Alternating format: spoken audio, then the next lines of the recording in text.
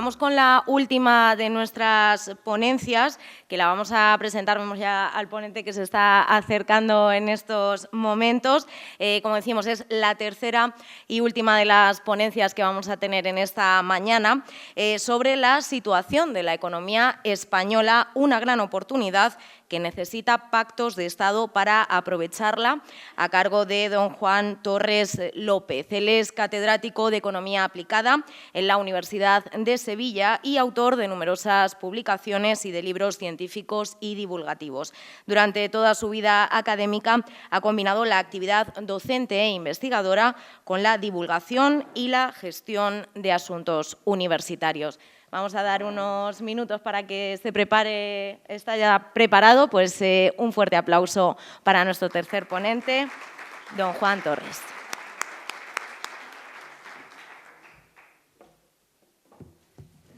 Muy buenas tardes. Muchas gracias en primer lugar al Ayuntamiento por la amabilidad que ha tenido invitándome, sobre todo por la confianza que supone el permitirme compartir con ustedes algunas ideas. Siempre me había gustado mucho venir a Manzanares, pero desde hace unos días mucho más, y es por algo que no me resisto a comentarlo, porque yo sabía que mis padres habían vivido recién casados en Manzanares y que luego ya se fueron a Granada, y al tiempo nací yo. Pero el otro día, hablando con mi madre, y le dije que venía a dar una conferencia a Manzanares. Mi madre cumple ahora 94 años, está en buena forma, por eso digo que tiene buena memoria, dice que entiende mis libros, y me dice, pues en Manzanares nos fuimos, tu padre y yo, recién casados, y allí estuvimos hasta que estabas tú ya a punto de nacer para que nacieras en Granada, y luego ya no volvimos. Entonces, ahora sí me di cuenta de que no nací en Manzanares, pero fui concebido en Manzanares, lo cual yo creo que es algo como incluso mucho más festivo que haber nacido en un sitio, que al fin y al cabo puede ser pues como fruto de una casualidad. Así que, si ustedes me lo permiten, yo a partir de ese momento me considero, no sé cómo llamarlo, pero casi paisano, ¿no? Y así voy a seguir, porque no lo sabía. Son de estas cosas que uno se entera con el tiempo. Bueno, normalmente en estas jornadas suele ocurrir que... Ahí voy a ver yo la pantalla, ¿no? Para saber... Vale. Suele ocurrir que al final, pues como que se aterriza, ¿no? Y yo creo que aquí va a ser como al final, como al revés, porque, claro, yo soy un analista, soy un pensador, a mí me pagan con sus impuestos para que analice la realidad y transmita mi pensamiento con un propósito, que es el de ayudarles a que ustedes piensen con su propia cabeza y, sobre todo, para lograr el objetivo principal que tiene que lograr cualquier docente, cualquier profesor, que es enseñar a dudar. Por lo tanto, yo no vengo aquí a convencerles a ustedes de nada, ni a tratar ni siquiera hacerles creer que mi opinión tiene más fundamento que cualquier otra. Yo soy un modestísimo observador de la realidad y lo que hago es transmitir lo que yo veo en la realidad. Y ahora ya ustedes pues sacan sus conclusiones. Voy a abordar básicamente tres grandes cuestiones, porque me pidieron que hablara sobre la situación de la economía española. Y entonces, básicamente lo que voy a plantear muy rápidamente es qué somos, de dónde venimos, en qué situación estamos, qué problemas tenemos hoy y qué posibles soluciones se me ocurren a mí a la vista de los problemas que tenemos, aunque tengo la impresión de que esas soluciones ni siquiera van a ser el resultado de mi propia preferencia, que las hay, sino que casi como que se derivan, intuyo, de lo que ustedes van a ver, al menos en los grandes rasgos, porque luego, naturalmente, todos tenemos matices, todos tenemos formas de ver las cosas. Yo ya llevo muchos años estudiando, analizando, sobre todo la economía, y si he aprendido algo es que es muy fácil equivocarse a la hora de contemplar los fenómenos económicos, porque no son fenómenos, no son realidades que se nos muestren como las que se pueden observar en un laboratorio, de una manera objetiva. Uno mezcla determinada cantidad de cloruro, o sea, de cloro con potasio, y si están dándose determinadas condiciones, sale cloruro potásico, sea quien sea el que lo haga. Pero ¿cómo decir que es bueno para la empresa? Entonces, a veces tenemos la tentación de hacer creer o de creernos a nosotros mismos que lo que nosotros vemos como normal o beneficioso es lo que beneficia a los demás. Por eso yo, modestísimamente, recomiendo, cuando se quiere contemplar, analizar la realidad económica, ser consciente de que es inevitable de que los seres humanos tengamos juicios de valor, preferencias, intereses, creencias, que son legítimos. Bueno, no es que sean legítimos, es que viajan con nosotros. Y que, si bien es verdad que nos enriquecen, porque nos permiten hacernos una visión propia de la realidad y de las cosas, tienen a veces el inconveniente de que nos pueden oscurecer, nos pueden nublar y nos pueden hacer creer que vemos lo que en realidad no hay.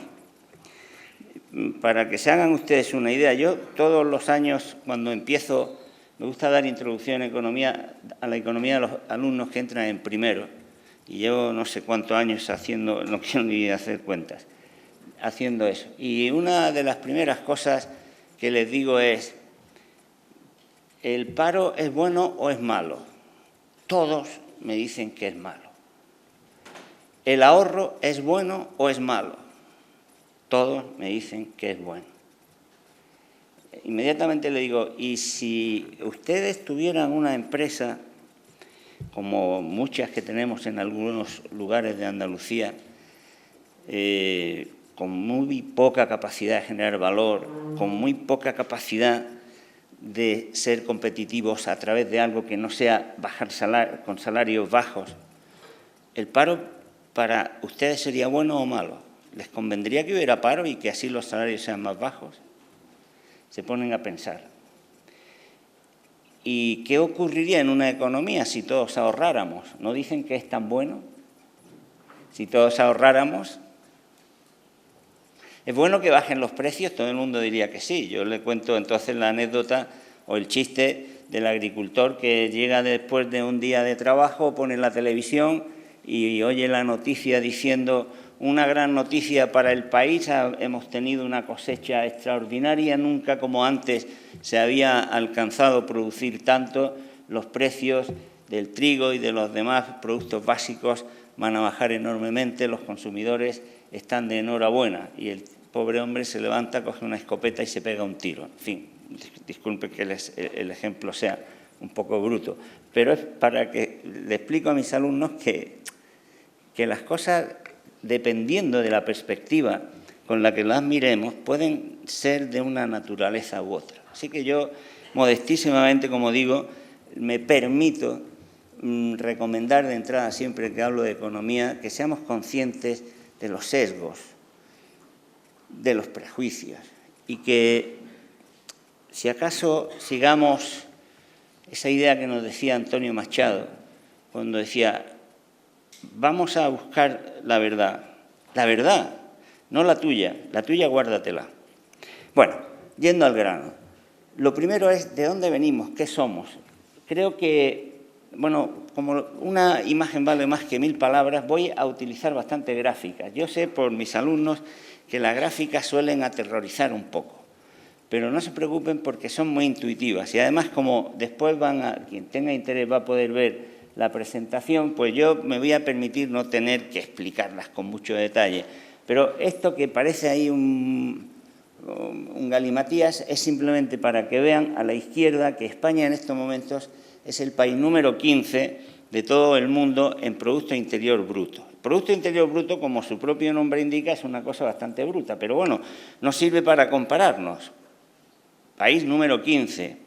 A la derecha hay un mapamundi en el que por los colores ustedes podrán ver que España, podríamos decir que está como en una especie de segunda división. No está en el grupo de color más fuerte de países con mayor Producto Interior Bruto. Por lo tanto, seamos conscientes dónde estamos. Jugamos en segunda división, no estamos en la primera división. Y el tercero, la parte de abajo, me interesa también que la vean. No hace falta que vean con detalle los números, yo se lo digo y luego si tienen interés, pero en el año 1995 y en el 2000, España estaba en el lugar número 9 de todo el mundo. Pues eso ya nos indica algo, no hace falta ni siquiera que yo les explique qué. Quiere decir que en cuanto a esa magnitud tan bruta que es el Producto Interior Bruto, que es el valor de todo lo que se produce en la economía, hemos bajado. Cuando nos preguntamos cómo funciona en una economía, qué está pasando, qué ocurre, cómo va, como yo soy profesor y tengo la obligación de hacer que mis alumnos me entiendan de la mejor manera posible, y como ya les he dicho que mi madre es mi lectora y no es una persona, tiene estudios elementales y escribo siempre para que me entienda, trato de recurrir a figuras y a expresiones que sean muy simples. Les pido disculpas si al hacer eso puedo simplificar demasiado las cosas, pero creo que gano en claridad. Y si ustedes quieren un poquito más de complejidad, pues leen mis libros u otros manuales y entonces pues ven las cosas de una manera ya un poquito más, con más detalle, con más profundidad, con más datos. Pero ahora vamos a hacer una visión más rápida, tengo también poco tiempo. A mí me gusta decir que el funcionamiento de la economía, es decir, cómo va la economía, cómo va en este caso la economía española, se podría equiparar a, si nos preguntamos cómo va un vehículo, en este caso un avión. Una economía es como un avión. Discúlpenme ustedes que al hacer esta metáfora simplifique, pero creo que es correcto. Es como un avión que tiene 4 motores fundamentales: el consumo, la inversión, el gasto público y lo que llamamos las exportaciones netas, que serían las exportaciones, que es un gasto de fuera aquí, y las importaciones, que como es un gasto que nosotros hacemos fuera, lógicamente nos quita potencia. Esos motores tienen que funcionar. Si esos motores, imagínense, si en una economía no hubiera consumo, inversión, gasto público o exportaciones, ese vehículo, ese avión no funcionaría, no despegaría, no se podría mover. Y por el contrario, lo que hace que ese avión funcione es que los motores se pongan en marcha y tengan la potencia suficiente. Pero es muy importante que ustedes sepan que esos motores tienen cada uno una naturaleza diferente y una potencia distinta. Para que lo entiendan, fíjense ustedes en el caso español. No son los últimos datos, he cogido la media de los años anteriores, porque claro, cada trimestre puede ser diferente el peso, pero más o menos el peso, la potencia de cada motor, o sea, el impulso que le da cada uno de esos motores al avión es el consumo 57,5%. Una barbaridad. Ahí ya ven ustedes que el motor de una economía como la española es el consumo. El consumo es muy importante porque, primero, ya ven ustedes ahí que tiene mucha potencia, pero además porque el consumo se traduce en ventas y, por lo tanto, en ingresos de quien compra quien vende lo que se compra. El segundo motor es la inversión. Ahí está incluida la inversión pública también. Se extrañarán ustedes, es pequeño, parece que es un motor que tiene poca potencia. En comparación con el consumo, efectivamente, tiene poca potencia, pero es un motor que tiene poca potencia, pero tiene mucha importancia. ¿Por qué? Porque el motor de la inversión tiene lo que llamamos los economistas, y ustedes yo creo que lo saben, que son empresarios, tienen, y si no deben saberlo, y tendrían que saberlo porque la sociedad se los reconociera, Porque la inversión tiene lo que llamamos los economistas un efecto multiplicador. O sea, ¿eso qué quiere decir? Pues que un euro que gaste un consumidor es un euro que gasta un consumidor. Pero un euro que invierta una empresa se convierte finalmente en mucha más renta, en mucho más ingreso. No les voy a explicar ahora eso cómo funciona porque me llevaría unos minutos, pero es el llamado efecto multiplicador de la inversión. Por eso, aunque ustedes vean que ahí aparentemente es una magnitud, una potencia pequeña, es muy importante, porque ese 19% se convierte en 4 o 5 o 6 veces más, puede llegar a ser la renta que genera finalmente una inversión. Y no solamente es importante por eso, es que si el efecto multiplicador es el que produce el incremento de la inversión, ustedes que son empresarios lo saben mejor que yo, cuando cae la inversión, el efecto multiplicador en la caída de la renta es impresionante también, es multiplicado. O sea, lo mismo que es magnífico que en una ciudad, en un territorio, aumente la inversión porque va a multiplicarse el ingreso, ojo, como se retire la inversión, va a multiplicarse la caída del ingreso. Y además no solamente eso, por si estábamos pocos, no voy a decirlo a continuación, porque para que haya efecto multiplicador no basta con que la inversión se mantenga, sino que las ventas se mantengan, sino que las ventas tienen que estar creciendo permanentemente. Eso lo saben ustedes. Hay nueva inversión cuando las ventas crecen. No basta con que las ventas sean las mismas. Si las ventas son las mismas, no hace falta invertir más. Por lo tanto, eso es la gran dificultad y la gran importancia de la inversión. El tercer motor es el gasto público, que tiene también una enorme importancia en las economías, en cualquier economía, básicamente por dos razones. En primer lugar, porque puede funcionar cuando los demás están gripados, cuando los demás no funcionan. Y además, porque solo con el gasto público se pueden financiar infraestructuras, bienes, recursos que al capital privado, o sea, la inversión privada, no le resultan rentables y, por lo tanto, no se van a generar. Y, finalmente, las exportaciones son también, sin duda, un motor importantísimo y, además, de una enorme potencia. Ahí he puesto de media 37%, pero el último dato en España es que estamos en el 41%.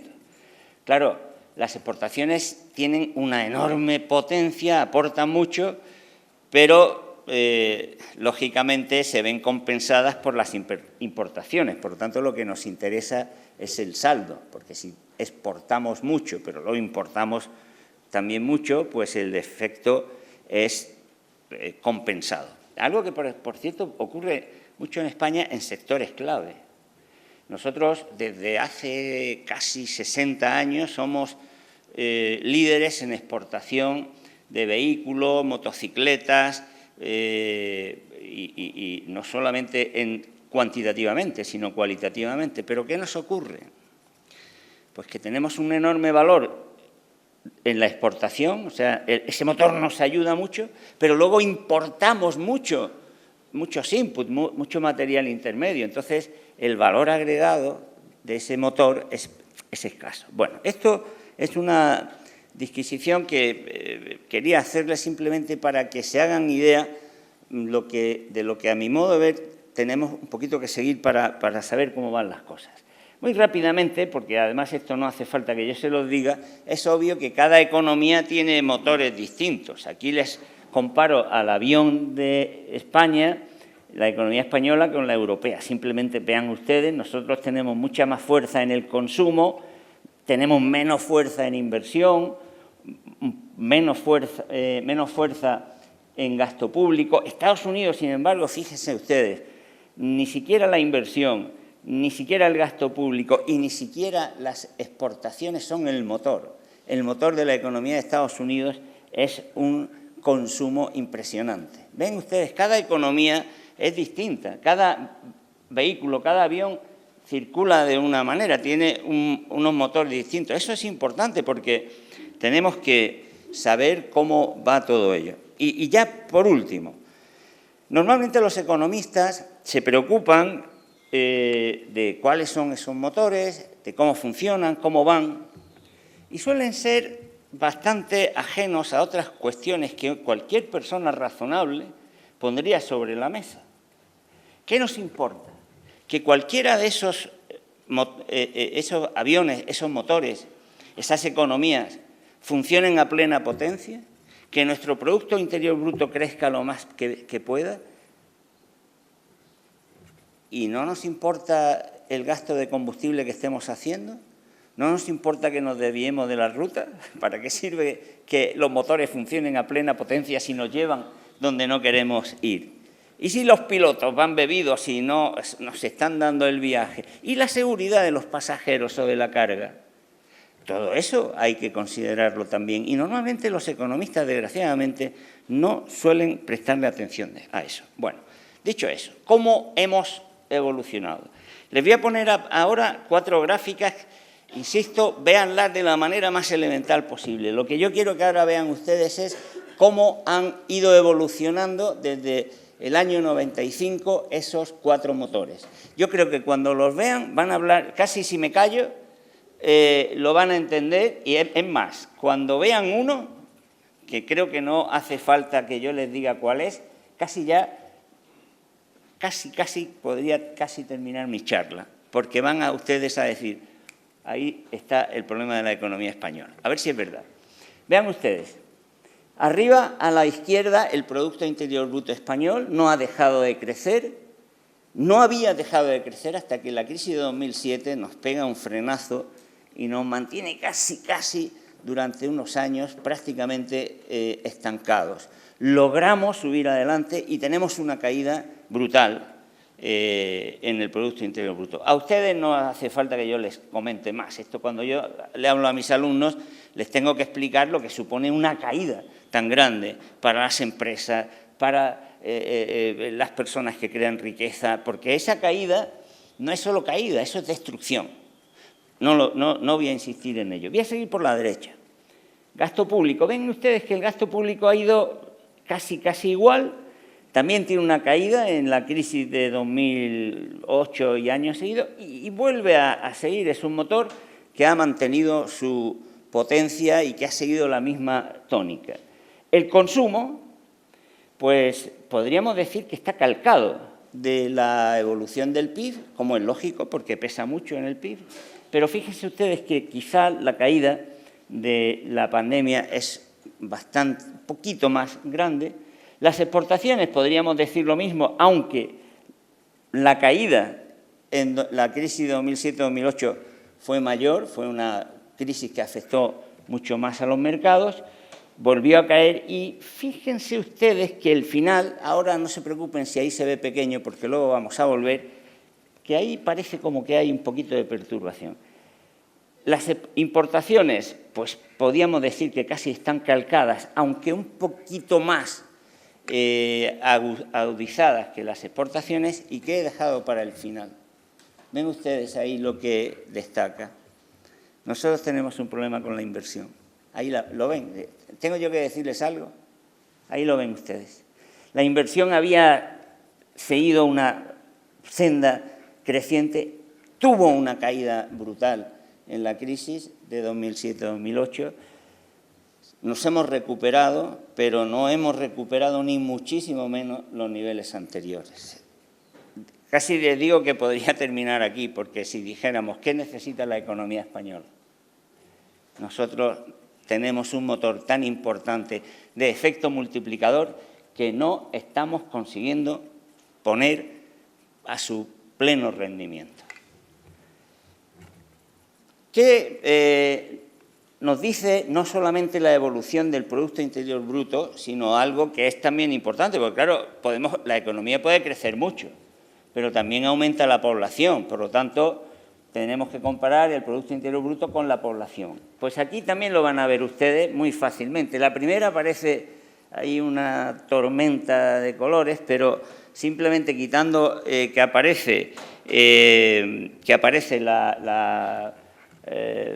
varios diferentes países. Vean ustedes que España, que es la segunda desde abajo, pues ha mantenido una senda dificultosa durante décadas, comenzó a subir, no ha parado en realidad de subir, pero ojo, porque a la derecha nos encontramos con que en los últimos años, que habíamos logrado incluso ponernos por encima de la media europea, fíjense ustedes que hemos vuelto a caer, tuvimos una caída brutal, subimos un poco, volvimos a caer y no recuperamos nuestro PIB per cápita respecto a la media. Eso quiere decir que no solo hemos bajado puestos en cantidad, sino también, lo que es más importante, en per cápita. Bueno, como a mí si hay algo que me duele es esa práctica tan generalizada de los españoles para tratarnos a nosotros mismos, pues yo sé que a lo mejor puede ser un poco consuelo de otros, pero vean ustedes a la derecha abajo con Italia, que históricamente había estado en renta per cápita, PIB per cápita por encima de nosotros, que lo hemos adelantado. O sea, quiere eso decir que tampoco es que solo seamos nosotros los que estemos teniendo problemas, sino que también hay otros países que los tienen. Pasando rápidamente, ahora van a ver ustedes números, no se agobien porque yo les voy a señalar simplemente las ideas más importantes, pero son números que tenía que poner. El primero tiene que ver con ya la actualidad. Dejamos aparte un poco la evolución y cómo estamos entonces en estos momentos. Bueno, en estos momentos, 2023 y primer trimestre de 2024, España está liderando el crecimiento en la Unión Europea y en la zona euro, al menos entre las economías con las que nos tenemos que comparar. Hombre, yo creo que lo suyo es que nos comparemos con los que juegan mejor que nosotros, porque si nos comparamos con los de la tercera división, pues entonces lo que vamos a tener es una especie de gratificación un poquito falsa, ¿no? Tenemos un ritmo de crecimiento del Producto Interior Bruto que es mucho mayor en el año 2023 que el de la zona euro, mucho mayor que el de Alemania, que está en recesión, mucho mayor que el de Francia y también mucho mayor que el de Italia. Y en 2027, en el primer trimestre, que es el 2024, que es el único dato que tenemos ahora, pues vean ustedes que seguimos por delante. Nuestra economía está creciendo más. Ahora después veremos, esto como he dicho antes, no estoy diciendo ni que sea bueno ni que sea malo, esa es la realidad. Es importante no solamente saber que los motores, los 4 motores de la economía están funcionando por lo menos mejor que estos países que hemos señalado ahí y que la zona euro en su conjunto. Pero es interesante saber qué motores son los que ayudan más a que el avión funcione a más velocidad. Este es un gráfico del Banco de España. Fíjense ustedes solo en los colores y luego ya lo miran si quieren con más detalle. Cada color nos indica digamos, un motor. Cuanto más grande sea el color, significa que ese motor ha tenido más importancia. Pues, ¿qué nos indica ahí? ¿Cuál predomina? El azul. El azul es la demanda nacional, la demanda interna, o sea, la actividad y el gasto que se produce dentro de nuestra economía, que es el consumo, que es la inversión y que es el gasto público. Y ven ustedes que la oferta es el apoyo que tiene el vehículo derivado no del gasto, sino de una mejor producción, de unas mejores condiciones de venta. Tiene que ver normalmente pues, con los precios o con la energía, por ejemplo. Naturalmente también con la variedad de productos que vendemos. Pero ahí vemos que en estos años la demanda nacional es la que fundamentalmente ha empujado al avión. ¿Es bueno o es malo? Bueno, como todo, tiene sus aspectos positivos y negativos, pero yo me atrevería a decir, no sé si ustedes lo comparten, de que fundamentalmente es un dato positivo porque significa que el avión está siendo empujado por fuerzas que generamos nosotros mismos. Porque si lo que nos mueve, por ejemplo, es las exportaciones, bueno, pues significa que el avión circula con potencia, pero al fin y al cabo las exportaciones dependen de que los demás estén bien. Por lo tanto, sería bueno, nadie rechazaría eso, pero una velocidad de crucero basada en el empuje nacional, digámoslo así, que es como más segura, más sostenible y más susceptible de ser controlada por uno mismo. Los motores, más en concreto, en este año 2023, han sido, como digo, los de la demanda interna, por una parte, el consumo de los hogares, que se ha mantenido potente, ahora después hablaremos, y como representa, como hemos visto, casi el 58%, más de la mitad de la fuerza de todo el avión, pues claro, mientras el consumo interno se mantenga bien, entonces la economía normalmente va a funcionar bien, normalmente. El consumo público y las prestaciones sociales han contribuido también al gasto interno en una proporción menor, pero también positiva. Las exportaciones de servicios nos han ayudado a la demanda, en este caso no ya nacional, sino a lo que llamamos la demanda externa, sobre todo por los datos récord que hemos tenido en servicios turísticos, pero ojo, porque sobre todo en los últimos meses de 2023 y en los primeros de 2024 estamos registrando un incremento muy importante, porque quizás rompa una cierta tendencia de exportación de servicios no turísticos, que son servicios de mayor valor añadido y, por lo tanto, con mayor capacidad de crear riqueza en nuestra economía. Y también porque las importaciones han tenido un ligero freno.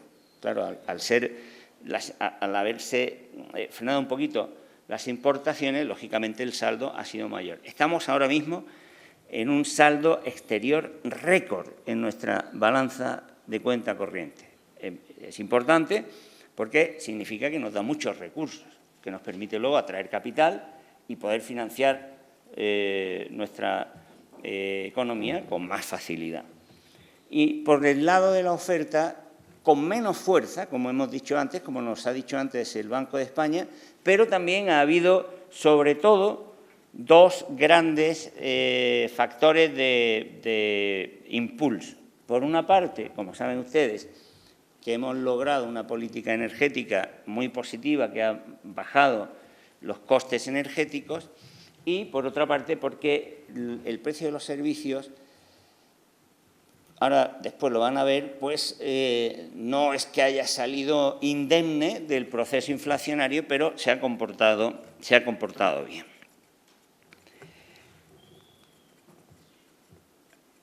Sin embargo, si hacemos un poco de zoom, es importante que no nos dejemos llevar por un optimismo excesivo, porque, como digo, la perspectiva es importante y no es lo mismo ver, por ejemplo, el año entero con los datos agregados del año que luego ya mirar lo que está pasando al final. Y aquí lo ven ustedes, yo creo que tampoco hace falta ni siquiera que yo se lo explique. Las gráficas de arriba, ven ustedes, sí, el Producto Interior Bruto va que chuta, va subiendo.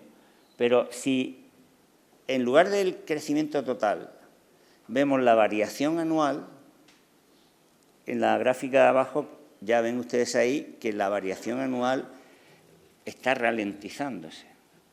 Ojo, porque puede ser que estemos en un frenazo, o sea, que el motor esté frenándose. Y eso, en realidad, tiene que ver con tres factores que inevitablemente deben provocar una pérdida de impulso general en la economía. Los ingresos públicos, que lógicamente han aumentado al aumentar la magnitud de la producción y de la renta. el inicio de la retirada de las ayudas a los precios de la energía, con lo cual el factor de oferta que antes he dicho que había sido positivo, pues empieza a resentirse, y porque la inversión, ya lo han visto y ahora vamos a tener que devolver sobre eso, no termina de levantarse. Y les digo, o sea, el problema de la inversión no es solo que crezca, o mejor dicho, no es solo que debe mantenerse, es que tiene que estar creciendo.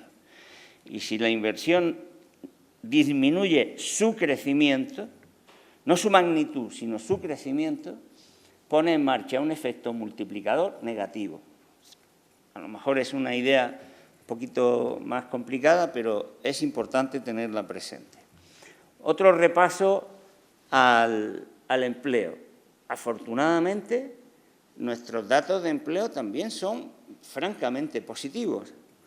La tasa de crecimiento del empleo en España, ahí lo ven, es mucho más alta que la de la zona euro, mucho más alta que la de Alemania, Francia e Italia. Los empleos creados en el año 2023 en España son más que los que se han creado en Alemania y en Francia juntos. Tenemos un total de asalariados que es una cifra récord desde que hay registros. Son datos, en principio, buenos. Son datos buenos también los de crecimiento de las horas trabajadas, porque, lógicamente, muchas veces, yo cuando les explico a mis alumnos ¿qué consideran ustedes que es una persona empleada? Pues uno me dice, pues el que tiene un contrato, el que está dado de alta en la Seguridad Social, el que tiene un salario suficiente. Y cuando yo le leo lo que dice la encuesta de población activa, que es lo que dicen todas las encuestas de población activa de Europa, porque hay una directiva europea que dice que una persona empleada en la que en la semana anterior a la realización de la encuesta ha trabajado al menos una hora, siendo mayor de 16 años y a cambio de cualquier pago en salario en especie, y yo les digo, o sea, que si yo esta tarde me voy a casa, cuando llegue a Sevilla, llamo a mi sobrino, que tiene 17 años, le digo que me lave el coche, le doy una entrada de cine y acabo de crear un empleo, según la encuesta de población activa. Claro, entonces, pues, por eso es así. Entonces, los papeles hay que mirarlos, los datos hay que saber, porque nos dicen, hemos creado 40 millones de empleos, pero si son 40 millones de Juan Torres contratando a su sobrino una hora, la economía no va a... Ojo con eso.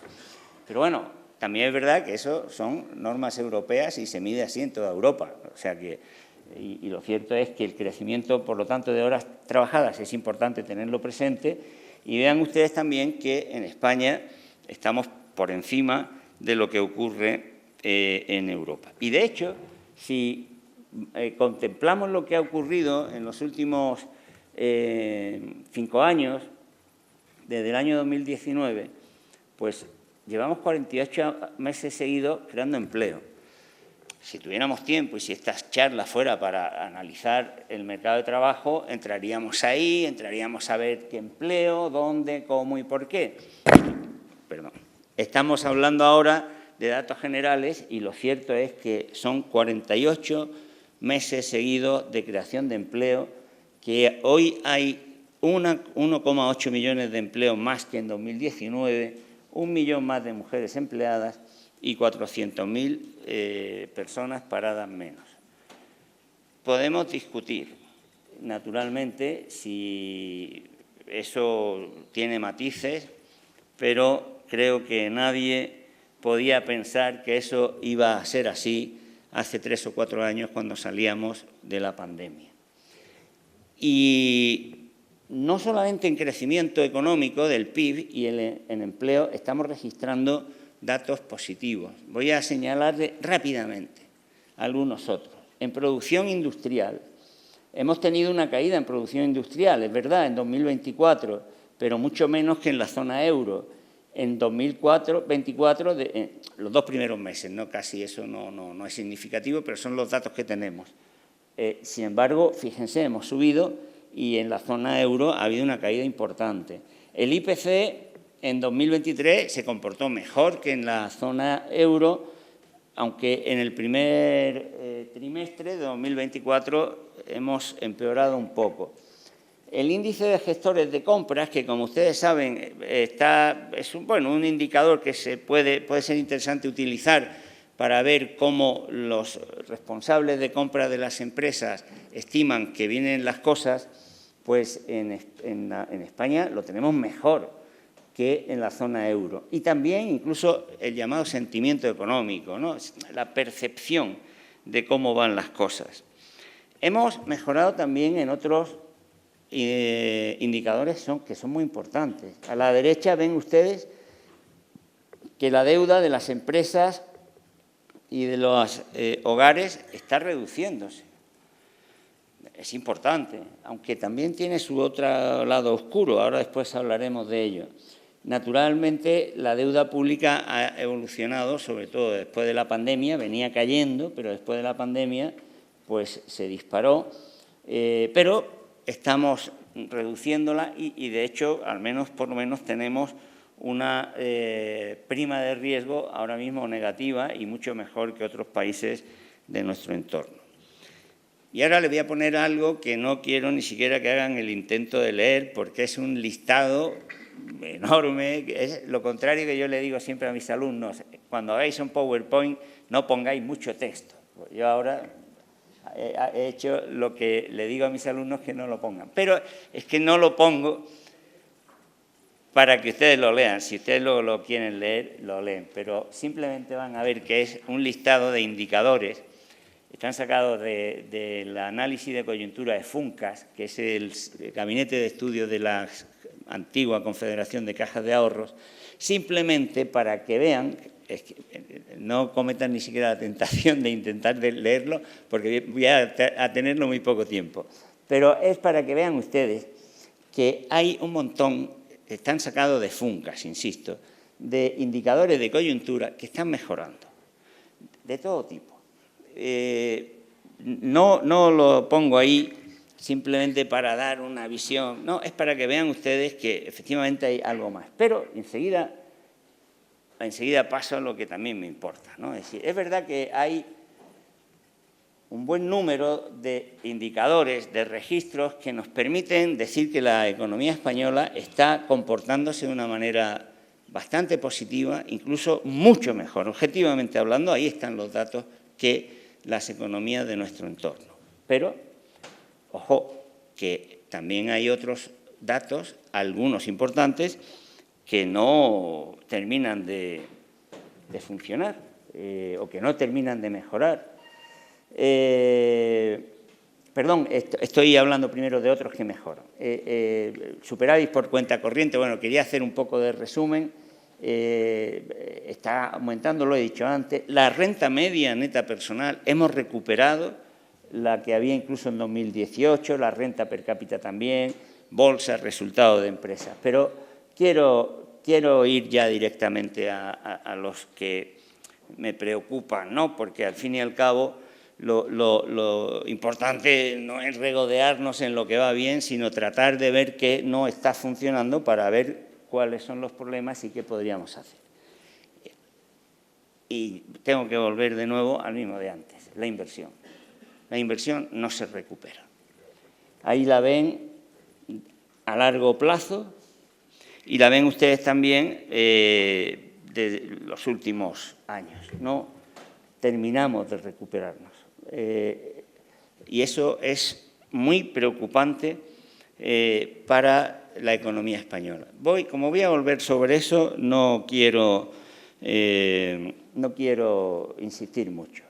Pero es que hay también otros. Las personas ocupadas, acabo de decir que va bien, pero si agrandamos el zoom, pues vean ustedes que hay una pequeña caída. O sea, no es que esto sea una catástrofe, no estamos, pero es simplemente para que vean ustedes que estamos llevando una evolución un poquito que no es consolidada, no es completamente consolidada. La productividad está prácticamente estancada. Ahora después hablaremos de eso. Y la confianza empresarial, eso es una osadía que yo les hable a eso, de esto a ustedes, porque lo saben mejor que yo, pero bueno, esto es la gráfica que se supone que refleja su opinión, ¿no?, sobre la confianza. Pues la confianza empresarial no parece que termine de funcionar. Y es importante. Cuando a Keynes o a John Robinson, los grandes economistas, reflexionaban sobre la inversión y decían, sí, los modelos, pero al final lo que mueve a los inversores son, ellos decían, instintos de animales irracionales, son instintos, yo se lo digo a mis estudiantes, ¿no? Podemos hacer modelos para ver qué variables influyen en el consumo, en las exportaciones, pero la inversión, al final, es como el olfato, la confianza, la seguridad, la intuición. Y eso tiene que ver, a su vez, con muchas cosas alrededor. Pero no es, por lo tanto, baladí que hablemos de algo que parece que es tan subjetivo. O sea, recobrar la confianza empresarial, hacer que eso se dispare, sería clave no solamente para que los empresarios vivan con mayor confort, como se pueden ustedes imaginar, sino para que la economía funcione mejor. Entonces yo, a partir de esto, de esta visión muy rápida, que es la que necesariamente tengo que hacer, pues yo veo algunos rasgos inmediatos. Digamos que yo creo que los datos que yo he presentado, no sé si ustedes lo comparten, yo creo que detectan o se puede deducir de ellos algunos rasgos inmediatos y algunos problemas un poquito más de profundidad. No sé si lo comparten, pero yo voy a dar lo que yo veo, ¿no? Rasgos inmediatos. Pues ojo que el crecimiento del PIB puede estar ralentizándose. La demanda interna y el saldo exterior está ahora mismo muy potente, pero en cuanto hacemos zoom, como digo, vemos que el crecimiento empieza a ser menor. Puede ser un riesgo. Incluso el consumo privado, que está muy potente, cuando se escarba y se ven, yo no lo he hecho porque no tenemos tiempo, pero si se miran diferentes indicadores de compras, entonces se vería que no todas evolucionan de la misma manera. Por lo tanto, ahí podemos tener también un riesgo, dejémoslo como riesgo. Incluso otros indicadores de actividad, yo les he puesto ahí un listado muy grande, que les he dicho no lo lean, pero podría ponerle también otros que son indicadores de actividad general, como he dicho, sobre todo de consumo y sobre todo muy preocupante. Es lo que más repito, ya me van a decir ustedes que soy muy pesado, pero es que creo que ahí está la clave, sobre todo por lo que les voy a decir después, en inversión en bienes de equipo. Estamos bajos, estamos creciendo poco y nos estamos alejando de lo que ocurre a nuestro alrededor. Entonces, corremos el riesgo de que el ir por delante de nuestro alrededor en algunos indicadores no nos sirva si no recuperamos distancia en cuestión de inversión. Yo creo que precisamente estos riesgos no son riesgos, digamos, insignificantes, sino que, por el contrario, a mí me parece, en este análisis rápido y superficial que no tengo más remedio que hacer, que de alguna manera son síntomas de algo más, ¿no? Es decir, que no es solo que estemos frente a una simple debilidad coyuntural, sino que es posible que estos rasgos que hemos visto estén advirtiéndonos de algo más importante, más preocupante. Yo creo que hay que ponerse en el peor de los casos y contemplarlo porque luego hay que dar respuestas. La debilidad en la inversión lo que nos está poniendo de relieve es que hay insuficiencia de capital. Nuestra economía está funcionando con insuficiente capital. Entonces, estamos funcionando incluso más, sí, que otras economías, pero con actividades que no necesitan capital o que necesitan menos capital. Y con todos los respetos a los negocios, a las empresas, a las actividades, a los sectores económicos que necesitan menos capital, lo cierto es que los sectores, las actividades, los negocios, las empresas que utilizan menos capital generan menos valor añadido y, por lo tanto, generan menos ingresos y generan menos empuje y también generan menos bienestar, porque, lógicamente, con menos ingresos, con menos ventas, con menos valor agregado, el empleo que se pueda generar, pues, lógicamente, tendrá que ser un empleo de peor calidad y un empleo que se traduzca en salarios más bajos y, por lo tanto, en consumo más débil y, por lo tanto, en crecimiento más bajo, por lo tanto, en ventas más reducidas. Por lo tanto, esto, desgraciadamente, es como una pescadilla que se muerde la cola. La productividad sigue siendo débil. Es natural. Si predominan actividades basadas en servicios, sobre todo en servicios personales. Adam Smith lo decía, el que dicen el padre de la economía, decía, cuando hablaba de la productividad de los negocios, decía, la productividad de un barbero es la misma hace 200 años que la que será dentro de 200 años. Tardará lo mismo en afeitar o en cortarle el pelo a una persona. Es muy difícil que la productividad en servicios personales aumente porque no son actividades económicas que tengan componente tecnológico de conocimiento susceptible de incrementar lo producido por unidad de trabajo. Tenemos escasa innovación. Ahora después les voy a hablar de eso. Tenemos un mercado interno, si estamos viendo lo que hemos visto antes, que sí, le está dando fuelle, pero es inestable. Tenemos incertidumbre. Ahora después lo vamos a ver también, porque ahí hemos visto, no me voy a volver atrás para que vean ustedes las series otra vez, pero ya han visto ustedes antes que esos movimientos en sierra, lo que a posteriori, lo que nos indican es que las cosas han sido muy cambiantes. Y en el futuro, pues lo que nos hacen pensar es que no sabemos a qué atenernos. Y ustedes saben perfectamente que la incertidumbre es consustancial a los negocios, eso no cabe duda ninguna. ¿Quién de ustedes puede tener certidumbre y seguridad sobre lo que va a pasar con sus negocios? Eso es imposible que ocurra, pero también es verdad que el incremento de la incertidumbre es un elemento que dificulta mucho hacer negocios y que la inversión y la economía vaya bien.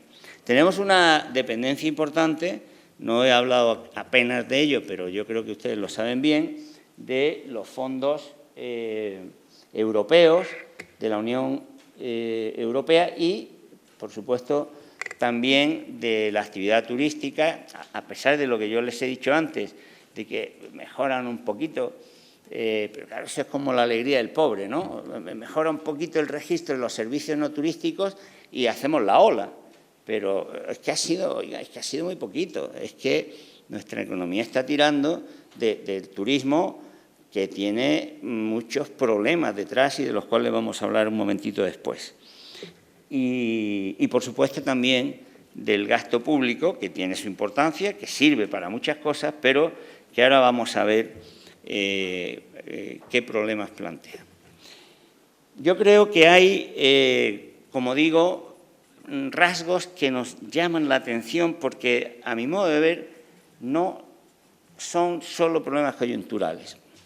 Yo creo que estos rasgos, si los hubiera analizado con un poquito de mayor atención, quizás lo hubiera podido demostrar de una manera más fácil, pero yo creo que están advirtiendo de la existencia de problemas estructurales que no terminamos de arreglar en esos 4 motores. Voy a mencionarlo muy rápidamente. porque además creo que en cierta medida los conocen. En primer lugar, yo creo que tenemos un problema de demanda interna y de mercado interno débil. Es potente, pero es débil. Es débil a pesar de todo el consumo, porque tenemos en España una enorme desigualdad. Acaba de publicar el Banco de España unos datos que nos deberían hacer pensar.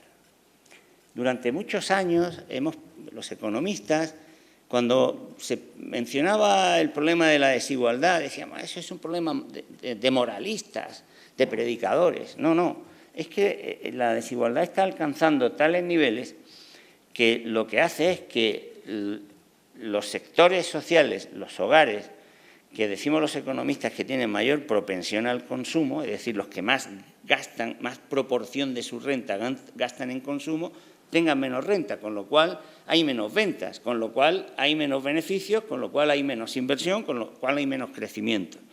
Se está deteriorando en cierta medida el consumo por la desigualdad. Lo está advirtiendo el Banco de España, que ya es decir, porque no es que sea precisamente un gabinete de estudios de la izquierda radical, ¿no? Hay un número de hogares vulnerables que crece. Eso lo podíamos contemplar como un problema moral, un problema social, un problema político, no, también, pero yo lo contemplo como un problema económico, porque son limitaciones que hay al gasto. La carga financiera de las familias es a veces una losa extraordinariamente pesada. Y por último, está influyendo mucho en el consumo el problema de la vivienda. Yo les doy ahí algunos datos que yo creo que ustedes seguramente conozcan, pero sí les quiero advertir una cosa. En España el problema de la vivienda se va a convertir en una bomba de relojería en muy poco tiempo.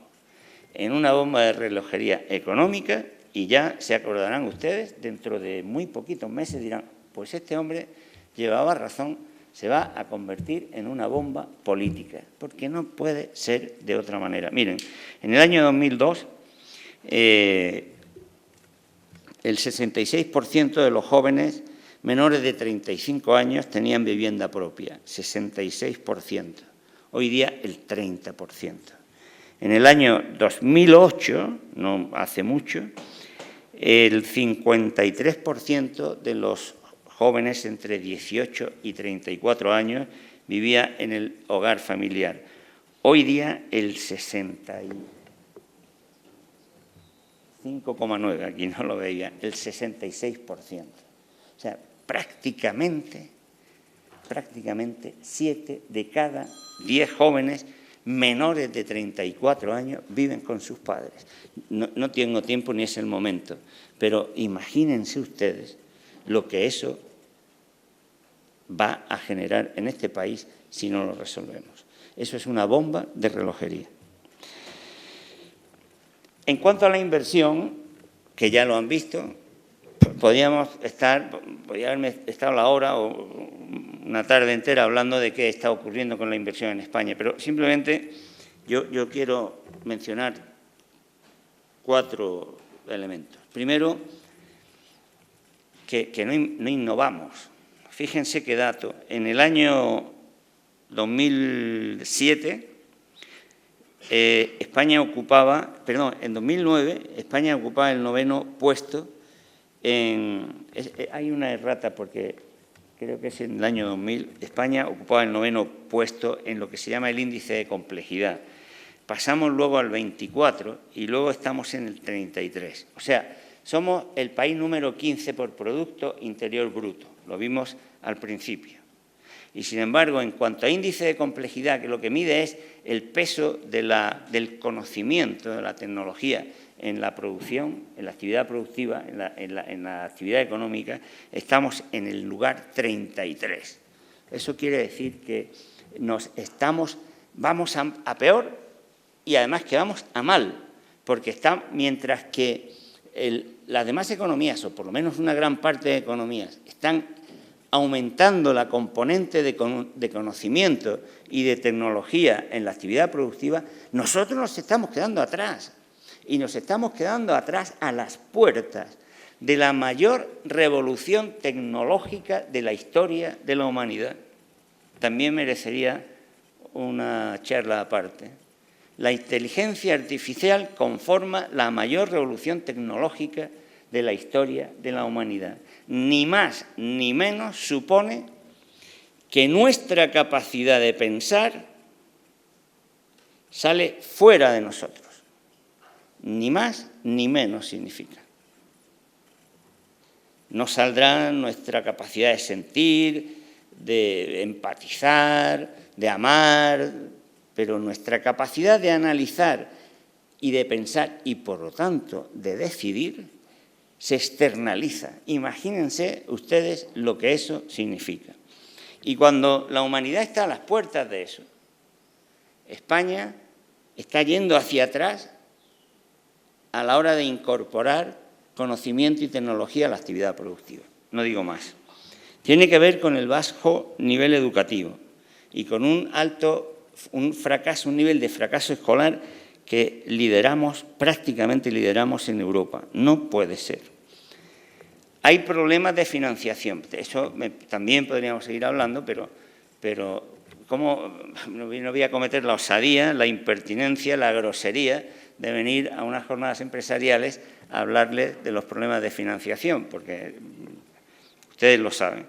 Y luego también el tamaño de la empresa, que no es tanto el tamaño de la empresa como la dificultad de crear redes y sinergias entre empresas pequeñas o medianas. Y eso tiene una traducción en lo que antes yo les había dicho. Si no hay inversión, no hay industria. Esa es la evolución de la participación de la industria en el Producto Interior Bruto. Esta es la imagen más demoledora de la economía española. Es verdad que no es solo la economía española, pero tengan ustedes presente algo muy importante, por lo menos esa es mi opinión. No es posible que una economía se sostenga en el tiempo y funcione bien a la larga sin industria. No nos engañemos, ni el turismo, ni los servicios por mucho valor que tengan, ni las finanzas sostienen a medio y a largo plazo a una economía. Es la industria lo que crea progreso, lo que crea valor, lo que crea ingreso y lo que hace que las economías progresen. Ese es el drama de España. Haber consentido que eso ocurra es la causa de todos y cada uno de los problemas que tenemos. Estoy generalizando, sé que estoy diciendo algo de una manera un poco exagerada, pero Jorge Luis Borges decía que en la exageración es donde se ve la verdadera naturaleza de las cosas. Ese es el drama de la economía española. Y luego tenemos también problemas estructurales en el gasto público. El gasto público nos salva. El gasto público, además, como tiene tan mala prensa últimamente, ahora está de moda lo de la motosierra.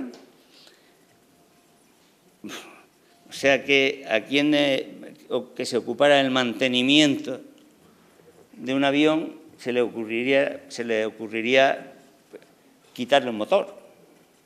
Hombre, úsalo con la potencia que sea necesaria, pero ten en cuenta que como te fallen los otros tres, vas a tener que recurrir a ese. Tiene problemas el gasto público porque la desigualdad, la vulnerabilidad, la falta de ingresos originarios, es decir, los que se generan en los mercados, hace que luego tengamos que recurrir al Estado para que redistribuya. Eso es otra barbaridad. Y además debo decirlo porque lo mismo que ahora después voy a cargar un poco las tintas sobre las posiciones de las derechas sobre la economía, pues ahora me toca cargar las tintas sobre las posiciones de las izquierdas en la economía, que históricamente y mucho más en los últimos años se vienen equivocando dando prioridad a las políticas redistributivas y confiando equivocadamente en las políticas redistributivas para generar progreso. Yo defiendo las políticas redistributivas, yo defiendo la política social, ¿cómo no lo voy a defender? Yo defiendo el valor del gasto público, pero es un error tremendo pensar que una economía puede sostenerse a largo plazo tan solo centrándose en corregir los desajustes de los mercados. La tarea no es corregir a través de la política redistributiva, sino que es generar relaciones en los mercados que no creen los problemas que luego te obligan a hacer una política redistributiva que es imposible de llevar a cabo y que te paraliza la inversión en lo que sí genera efectos multiplicadores. No me puedo extender mucho en eso, pero sí quiero señalárselo. Hay ineficacias. ¿Cómo puede ser que las rentas más altas en España sean las mayores receptoras de ayudas monetarias?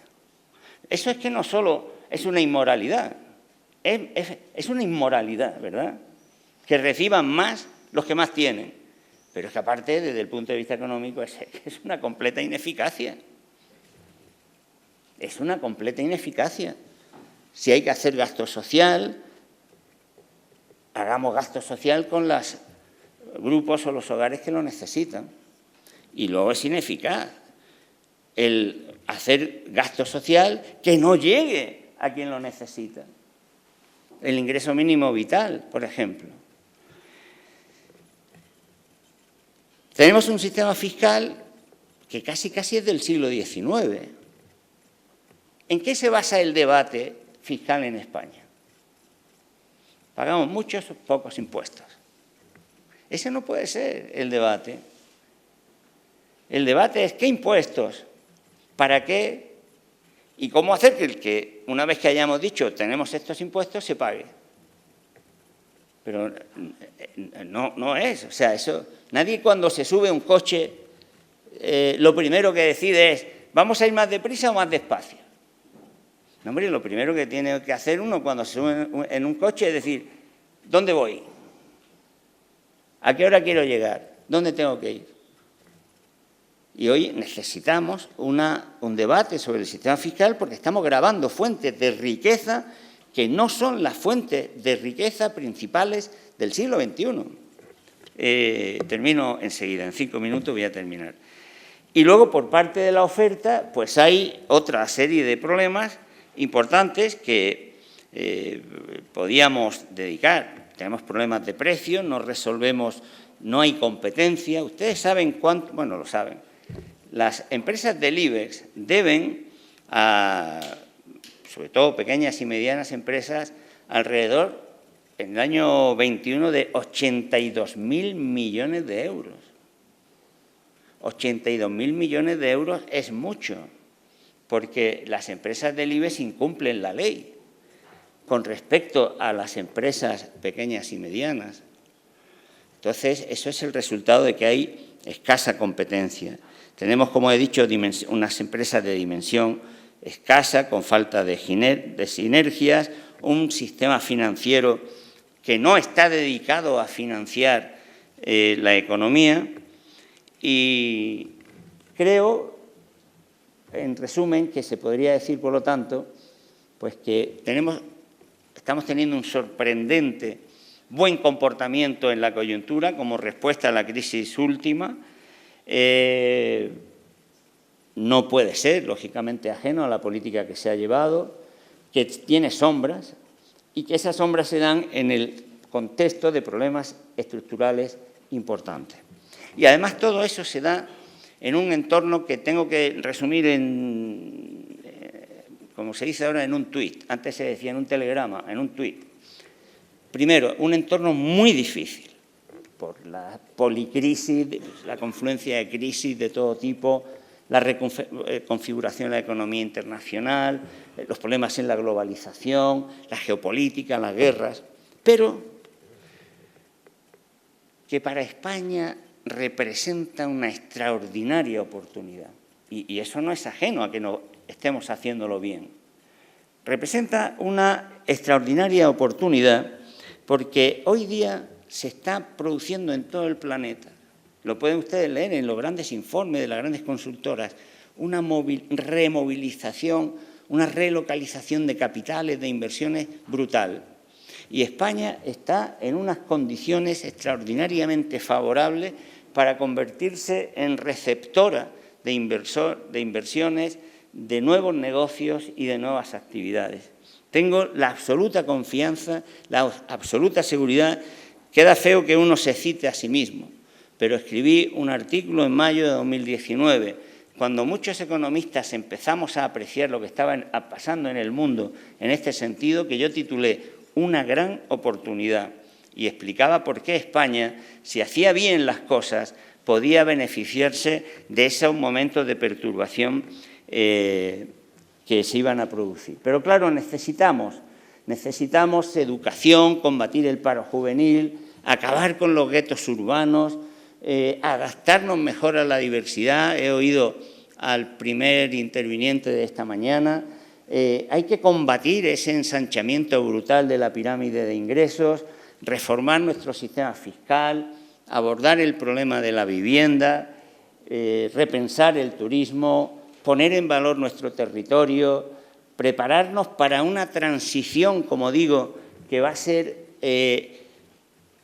un hito en la historia de la humanidad y que obviamente es inevitable que va a venir de la mano de perturbaciones. Y, sobre todo, necesitamos reindustrializar. Tenemos que reindustrializar de otra manera, no podemos pensar en que vamos a poder crear la industria tradicional. Tenemos que crear industria de proximidad, de 4C, basada en la economía circular, en la robótica, en la inteligencia artificial. Necesitamos un sistema financiero que sea capaz de ir de la mano de las empresas y no que sea un obstáculo que deben de vencer las empresas. Debemos reformar las administraciones. Yo he tenido diferentes cargos académicos, he tenido siempre vinculado con la universidad, en la Junta de Andalucía. No se puede funcionar las administraciones. En algún momento alguien le tiene que coger los cuernos al toro. Y ya para terminar, quizá les extrañe que un economista termine hablando en estos términos, pero yo me formé estudiando lo que se llamaba economía política, la economía de los grandes economistas, la que han hecho los clásicos de la economía, a Adam Smith, a Ricardo, a Marshall, a Keynes, a Samuelson, los que nos enseñaban que la economía funciona bien cuando tiene un entorno social e institucional que funciona. Y por eso, para que todo eso que yo he apuntado pueda llevarse a cabo, necesitamos un proyecto nacional. Mejorar la educación, reindustrializar, favorecer la inversión, la creación de empresas, resolver el problema de la vivienda. No es un problema ni de izquierdas ni de derechas, es un problema nacional, son intereses de sentido común. Y eso, claro, se tiene que basar en la idea de que España es de todos, sin distinción, y de que no hay buenos y malos españoles. Podemos unos estar más equivocados que otros, podemos tener unas preferencias, unos intereses distintos, pero tenemos que construir España sobre la base de acuerdos, de pactos de Estado. Esto es, decía que antes me he metido con las izquierdas, esto es lo que no puede ser, que cuando España está liderando el crecimiento, la creación de empleo, he citado allí a mi buen amigo, aunque estemos en las antípodas ideológicas, Daniel Lacalle, que en 2020 decía que el paro iba a llegar al 35%, que no, pues, hemos llegado a eso. Se puede decir que la economía está estancada, que está hundida, cuando estamos liderando el crecimiento en Europa. Creo que tenemos que tener sentido patriótico, creo que tenemos la obligación de sentir que todos estamos subidos en un mismo barco. La economía tiene que ver también con eso. No se puede hacer que la economía española, la economía nacional funcione si dejamos fuera del barco a la mitad de la gente que está en el barco. ¿Ustedes creen que tendría sentido que a la hora de poner en marcha sus empresas les preguntaran si son de izquierdas o son de derechas? No puede ser. Las diferencias ideológicas y de todo tipo son fuente de diversidad y nos enriquecen, pero no nos pueden destruir. Y termino. Tampoco es para que lo lean completo. Ya les he dicho, la economía no solamente necesita que funcionen bien los motores, necesita seguridad, confianza, lealtad, instituciones eficaces, democracia, equilibrio social, bienestar, paz, patriotismo. Y esto, ya le digo, no es para que lo lean entero, son unas frases de un artículo de Manuel Vicent que escribió en el año 2018.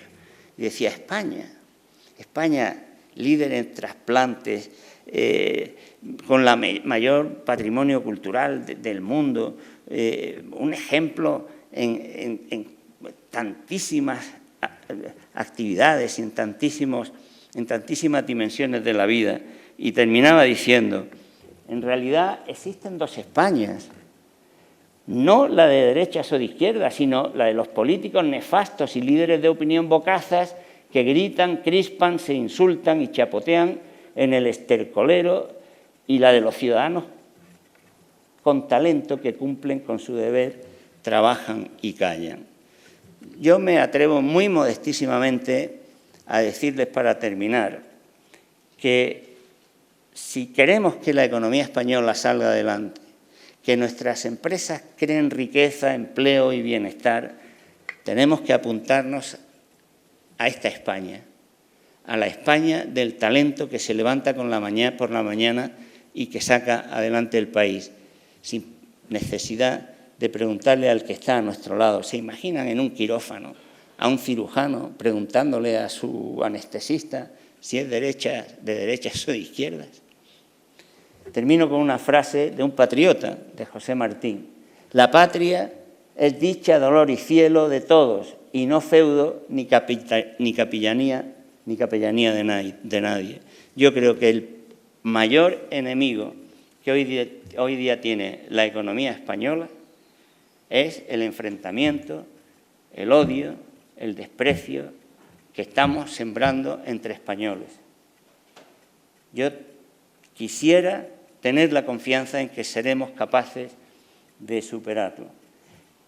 Y lo podemos superar, pero claro, lo podemos superar si no esperamos a que lo superen los demás, sino si cada uno de nosotros nos convertimos, pues eso, en auténticos patriotas, en gente que queremos, que deseamos trabajar, que deseamos poner en marcha proyectos, también con la gente que no es como nosotros.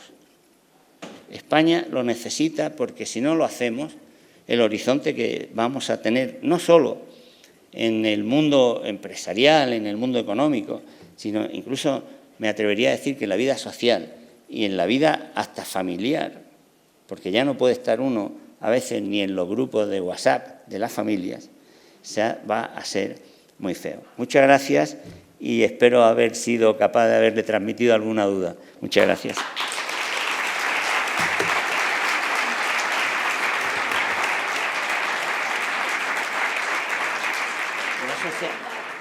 Sí, si alguien quiere intervenir, corregir, matizar, por supuesto, estaré encantado.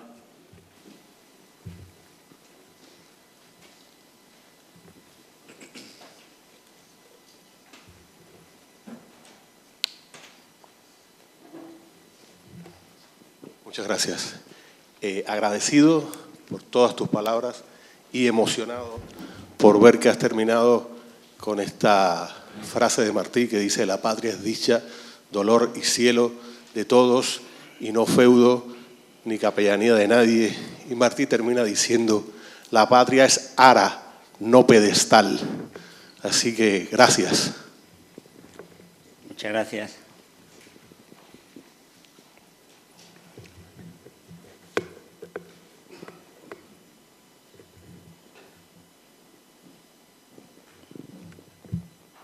No, no sé si es que los he dejado sin palabras o que ahora hay un vino y es mucho más atractivo. Allí, ¿no? Sí.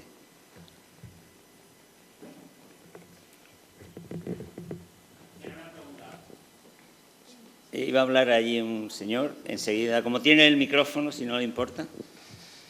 Bueno, pues enhorabuena por su intervención y por toda su ponencia en sí. Yo quisiera, aunque estamos en unas jornadas empresariales, a las cuales asisto desde que iniciaron todos estos eventos, que para mí son esenciales, y por supuesto para coexistir, ¿no?, entre empresas, trabajadores, equipos humanos, como ayer pues exponían empresas como EFRAN, MP Racing y demás, ¿no? Entonces, yo quería hacer una pregunta de cómo encajaría usted a día de hoy los sindicatos en este país, al cual represento como, por ejemplo, UGT, como agente sindical en la provincia, cómo encajaría dentro de las empresas, porque claro, yo acostumbro a visitar empresas y no todas las empresas, lógicamente, los sindicatos nos reciben de diferentes maneras, vamos a dejarlo así, ¿no? ¿Qué punto? Porque claro, se ha hecho mucho daño porque al final las personas somos los que hacemos las empresas y las marcas. Entonces, claro, ha habido personas que a lo mejor, digámoslo así, no han hecho un trabajo anterior como se esperaba de ellos, pero ahí sí queda la marca, ¿no?, y queda esa señal en el camino, ¿no? Entonces, yo quiero que a partir de hoy, pues quisiera saber esa opinión que tiene usted y por el bagaje que tiene, ¿qué importancia tienen los sindicatos para coexistir con las empresas que al final defienden los derechos de las personas? Porque el trabajador tiene derechos, pero tiene obligaciones. Las empresas son las que nos dan trabajo. Y ayer, por poner un ejemplo, ya termino, estuve en Ilunio, en Lavanderías, que es una empresa pues modelo, para mi entender, que tiene más de 5.000 trabajadores en España, y a través de la Fundación 11, en la cual vi que personas con una deficiencia auditiva y demás, bueno, pues cómo coexisten allí en trabajo en equipo, mujeres, hombres, es digno de ver, ¿no? Ese es el ejemplo que yo quiero ver todos los días en las demás empresas, ¿no? Y que se admita por la parte empresarial, y aquí además yo estoy también del lado de los empresarios y empresarias porque al fin y al cabo son las que dan trabajo. Dicho esto, muchas gracias y disculpen por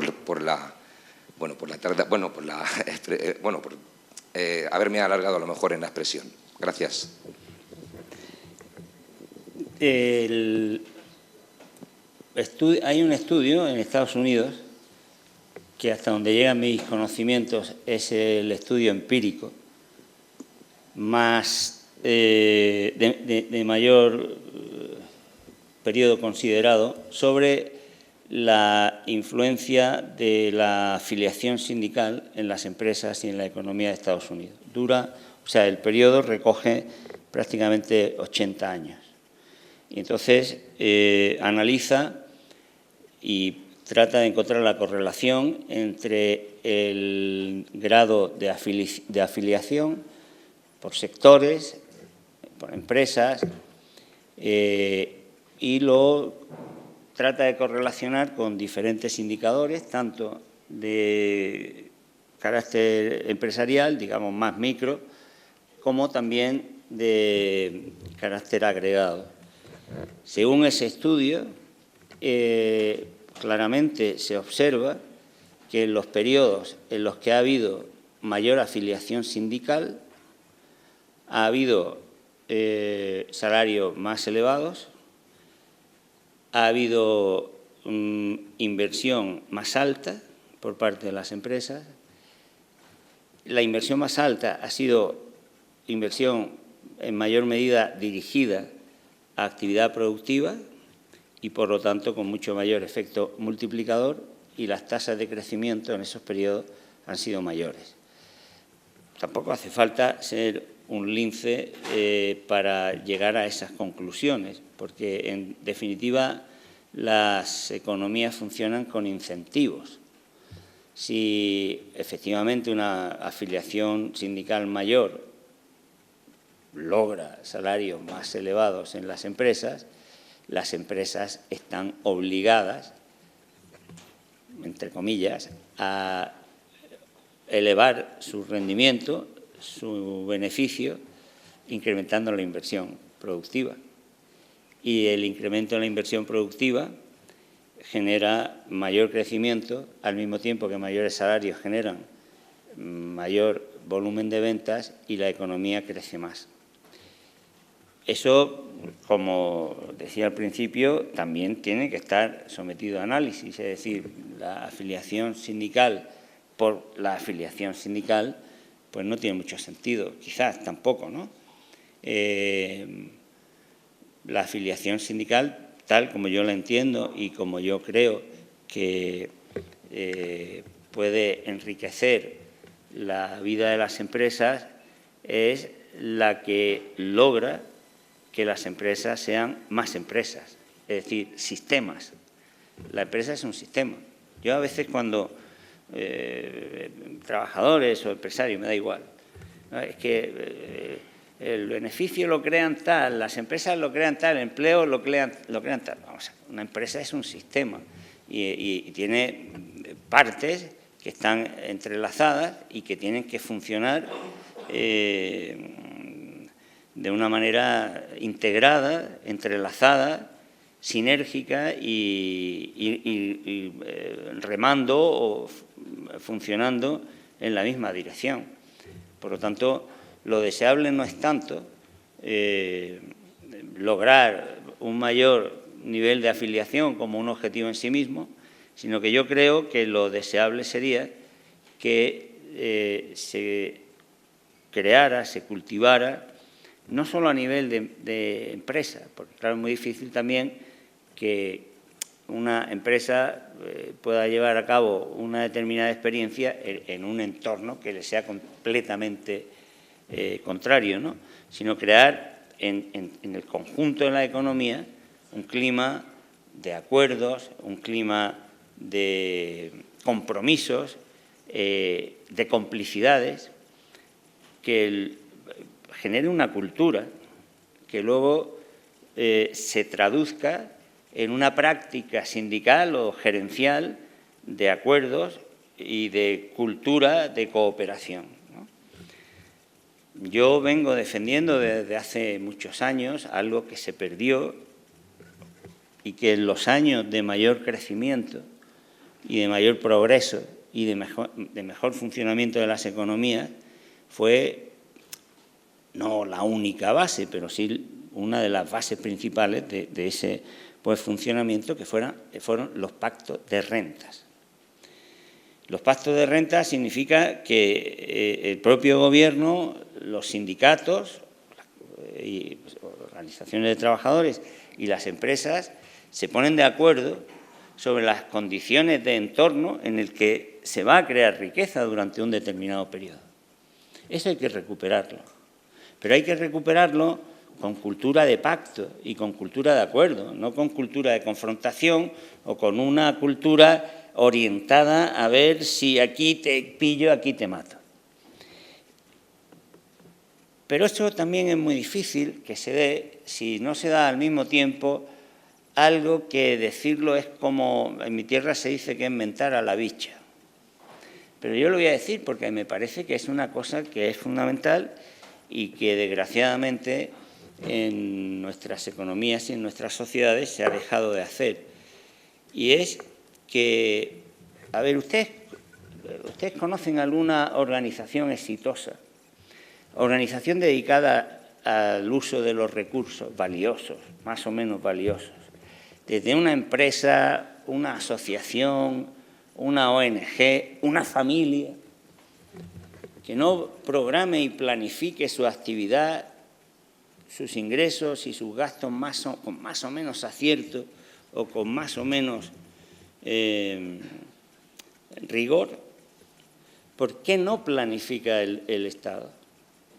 No estoy hablando de una planificación imperativa que ya hemos visto históricamente que fracasó. Me estoy refiriendo a que si el Estado maneja recursos que tienen que ver con los diversos sujetos sociales, los sujetos sociales y económicos que están concernidos por el uso de los recursos públicos podrían ser mucho más eficientes si forman parte y conocen una programación plurianual de los recursos públicos. Porque eso crearía seguridad, eso crearía accesibilidad a los recursos y eso permitiría que la programación que hacen los sujetos económicos fuera mucho más segura. Porque, ¿qué empresa, díganme ustedes, sinceramente hablando? Yo me puedo preciar de ser amigo de personas que tienen, afortunadamente, quizás, por no tener riqueza no tengo ni piso en propiedad, pero tengo una riqueza que es mis amigos. Y tengo amigos y amigas que son de ideas completamente lejanas a la mía. Y últimamente hablo a menudo con ultraliberales, anarcoliberales, ¿no? Y cuando a veces le digo, pero dime un solo ejemplo, con una empresa que tú me dijeras que no necesita al Estado, yo ya me conformaría. Dime una. En alguna de sus... Y no me la pueden decir. Entonces yo digo, si las empresas necesitan al Estado, ¿a ti cómo te interesa que funcione el Estado? ¿Que no funcione? Ese discurso que estás haciendo de que no funcione, o que funcione de la mejor manera posible, en lo que tiene que funcionar. Entonces, esa es la tarea que yo creo, en el entorno en el que hay que plantear estas cosas. Ninguna cuestión tiene lógica o respuesta en sí misma, hay que contemplarla en ese sentido. Si los sindicatos, la afiliación sindical aumentara simplemente como una manera de combatir a las empresas, pues sería un desastre, digámoslo claramente. O sea, eso sería tener bombas de relojería debajo de las mesas de las empresas, ¿no? No podemos hablar en esos términos. Si son otra cosa, en ese entorno, yo creo que enriquecen. Me dicen que, yo creo que a lo mejor quizá una última, ¿no? No tenemos tiempo. Pues nada, no era por él, o sea. No, eres. Muchísimas gracias. Pues un aplauso, por favor, para don Juan Torres López por esta clase magistral que nos ha ofrecido hoy.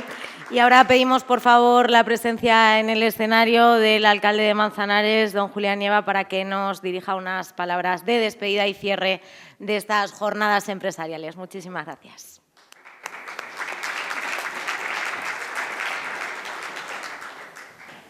Muchísimas gracias, Irene, y a todos los asistentes. Voy a ser muy breve. Primero por la hora y segundo porque es lo que procede.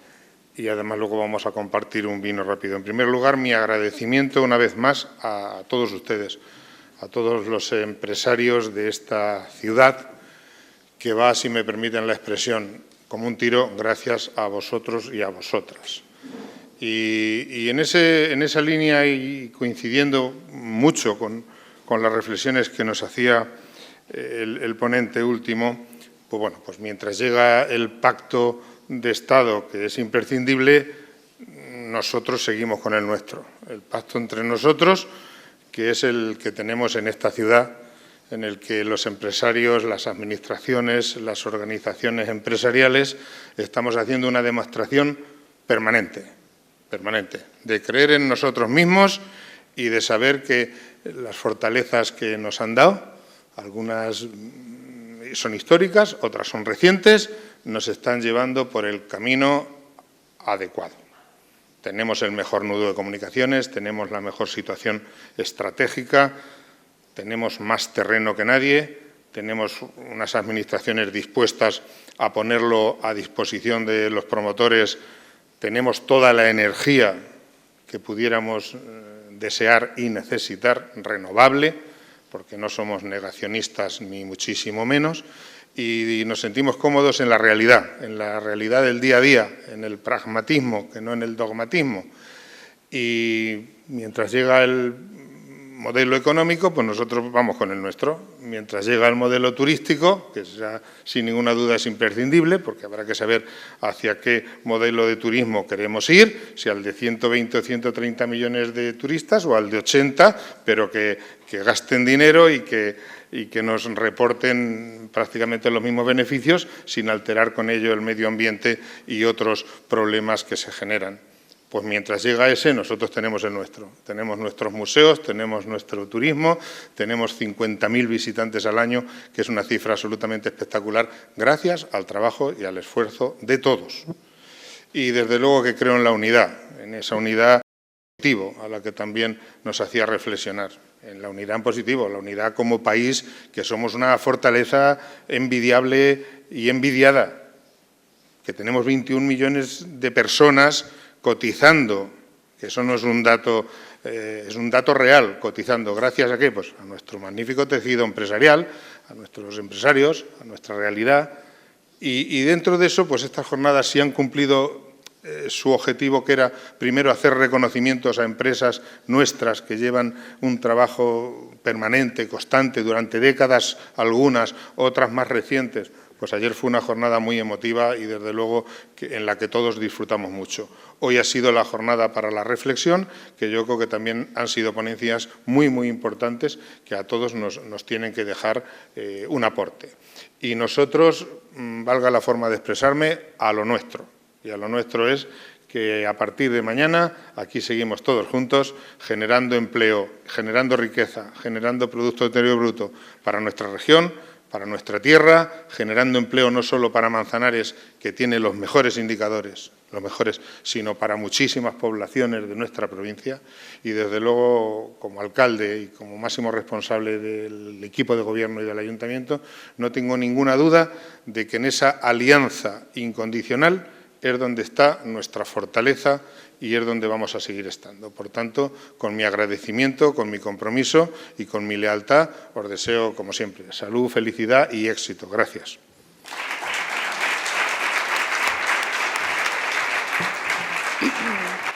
Pues muchísimas gracias, alcalde. Llegamos al final de estas jornadas empresariales 2024 en Manzanares, que, como muy bien ha dicho Julián Nieva, también pues sirven para reconocer, para premiar y también para aprender, como hemos hecho hoy, gracias a nuestros magníficos ponentes.